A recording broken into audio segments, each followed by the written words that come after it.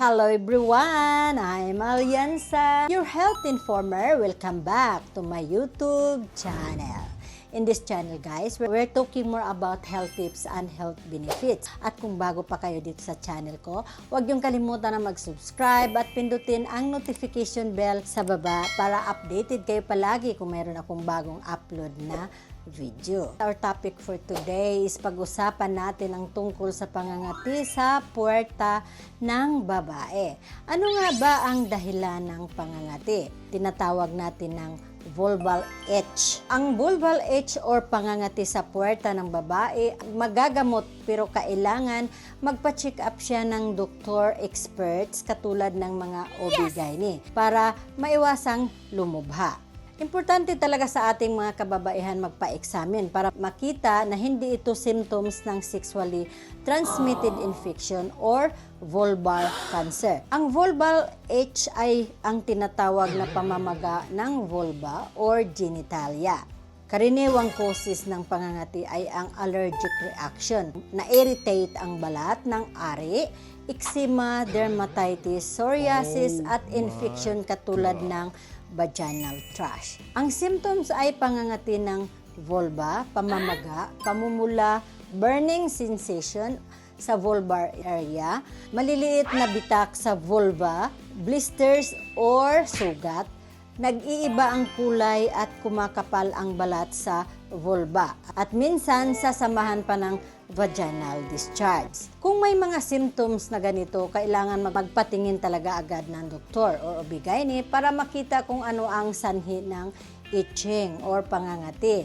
Kung vaginal thrush or vaginal candidiasis, kumakati dahil sa organism, so kailangan lang ng antifungal. Dapat ma-vaginal swab para ma-roll out kung ano ang cause ng pangangati. Kung pabalik-balik ang symptoms, kailangan ng further investigation, baka related sa mga diabetic patients or vulvar cancer.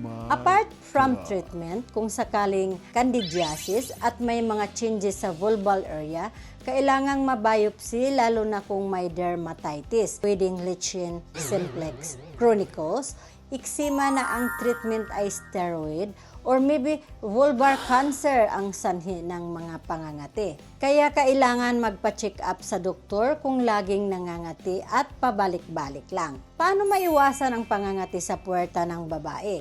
Gumamit ng mild and scented sa mga sabon. Huwag gumamit ng mga mababangong sabon sa ari natin. Avoid too much pads or panty liners, tampons at mabangong feminine wash. Magsuot ng manipis at tuyong damit pagkatapos mag-swimming o mag-exercise, lalo na sa swimming pool. Kasi kung sino-sino ang gumagamit ng swimming pool tapos hindi maganda yung daloy ng tubig.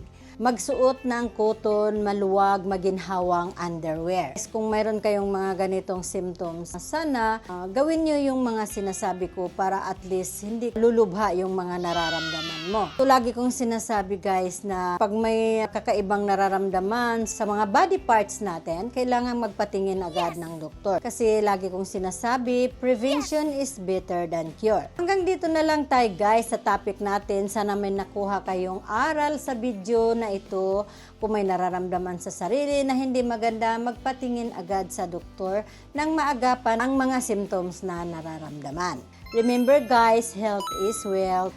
At kung bago kayo dito sa channel ko, huwag niyong kalimutan na mag-subscribe at pindutin ang notification bell para updated kayo palagi kung mayroon akong bagong upload na video. Hindi ako magsasawang magpasalamat sa lahat ng mga subscribers at non-subscribers, lalo na sa mga silent viewers. Maraming salamat po sa inyo. May God bless us. Bye! Thank you for watching!